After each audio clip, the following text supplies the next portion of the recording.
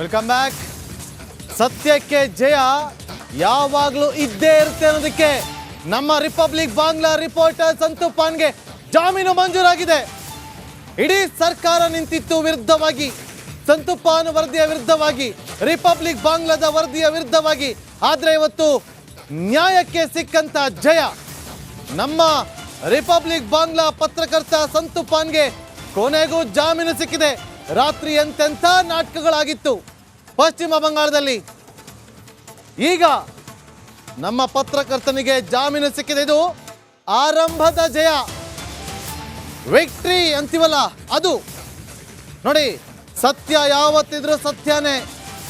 ತಪ್ಪು ಮಾಡಿಲ್ಲ ಅಂದಮೇಲೆ ಶಿಕ್ಷೆ ಯಾಕೆ ಅನ್ನೋ ಪ್ರಶ್ನೆಗಳು ಉದ್ಭವ ಆಗುತ್ತೆ ಅಲ್ವಾ ಸಮಾಜದಲ್ಲಿ.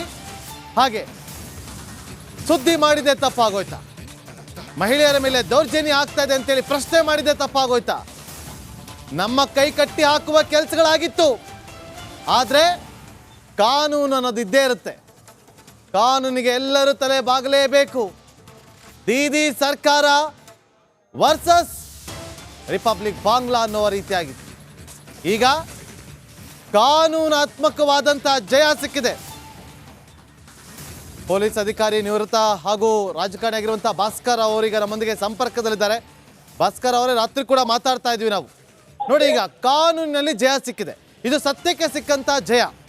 ನಿಮ್ಮ ಮೊದಲ ರಿಯಾಕ್ಷನ್? ಸತ್ಯಮೇವ ಜಯತೆ. ದೇಶದಲ್ಲಿ ನ್ಯಾಯ ಎಲ್ಲಾನು ಒಂದ್ ಕಡೆ ಸಿಗತ್ತೆ ಅಂತ ಒಂದು ಆಶಾಭಾವನೆ ಬಂದಿರೋದ್ರಿಂದ, ಮತ್ತೆ ಎಲ್ಲಕ್ಕಿಂತ ಮುಖ್ಯವಾಗಿ ಅವ್ನು ಸುರಕ್ಷಿತವಾಗಿದ್ದಾನಲ್ಲ ಹುಡುಗ, ಅದೇ ಮುಖ್ಯ. ಇದ್ರೆ ಹೇಳಕ್ ಬರಲ್ಲ ಈ ನಡುವೆ.